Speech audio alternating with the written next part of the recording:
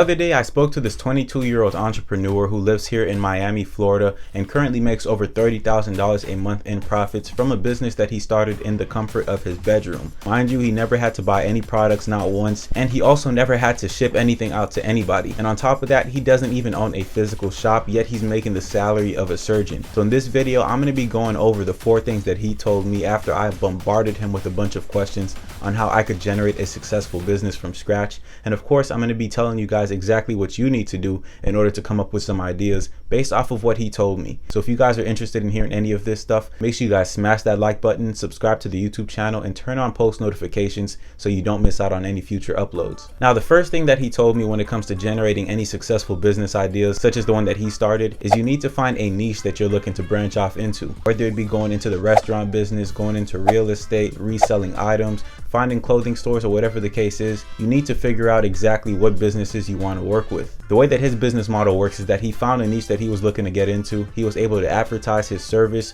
which in this case would be real estate cold calling, where he called people up and he gave them offers based on different properties he found in the area. And after real estate investors would flip these properties, he'd get paid a commission based off how much the properties would flip for, and he got a percentage of that overall profit. So practically he never had to touch any physical items, and he acted as the middleman who just conducted the transactions. So he told me that if you want to branch off into anything, you need to make sure you stay within a niche that you're comfortable and experienced with. Regardless of what the niche is, you want to make sure that you're staying consistent in the service that you provide, and of course you want to make sure that you're able to advertise yourself so that the people you're selling a service to are actually willing to buy your service. Now, the next way that you're going to be able to generate the idea that you want to start within the niche that you chose is you want to find small businesses who are in that niche, and you want to look at all of their expenses throughout the entire year. Obviously there's a bunch of stuff that goes on throughout the year, but you want to see what stays the most consistent. As a lot of you know, we just finished with the pandemic, and a lot of businesses had a lot of trouble staying up, and a lot of them actually crashed. So what you want to do is, when it comes to looking for a business idea that you want to start, you need to find something that is going to be recession proof. That way, regardless of what goes on in the economy,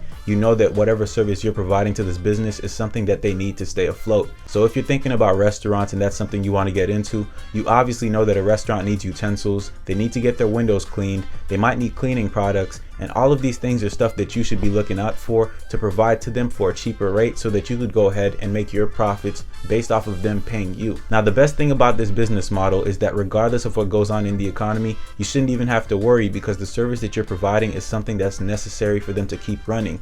You got to remember, these people are not looking to lose their platform, and this is something that they worked really hard to acquire. So regardless of what's going on in the economy, they're still going to need some necessities, and that's where you're going to come in. Now, like I was saying, the next thing you really need to focus on is providing them with the service that they really require. Just like with restaurants and having to get their tables cleaned or their windows cleaned, or having to have supplies and utensils that they could provide to their customers, you just want to make sure that if you're going into that business, that you could find a place that supplies those things for cheaper to you, and then you up the price just a little bit so that you could give it to the restaurant at a better rate. And on top of that, once they get a better rate from you, you're going to make this into a subscription that they could constantly come back for. With the restaurant, there are so many different things that you could provide, but there's also so many other businesses such as the clothing brands and different small laundry businesses that just need some type of support. All of these businesses are going to be trying to stay afloat during a time of crisis, and if you're able to think of an idea that they really need to make sure they stay successful, then they're going to need you regardless of how the condition in the market is. Once you're able to find a product or service that you could provide to them on a monthly basis, it's time for you to turn this thing into a monthly subscription. Regardless of how it turns out, you want to make sure that your profits are coming in consistently, and that's exactly what this 22-year-old entrepreneur was able to do. By starting a business that was focused on something that he had to provide regularly, not only did he have different clientele coming in,